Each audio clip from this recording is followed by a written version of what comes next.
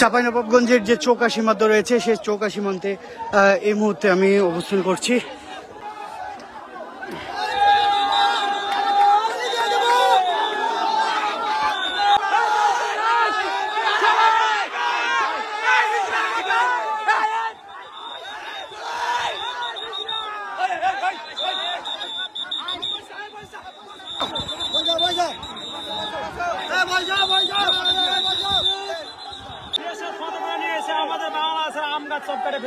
কখন এই যে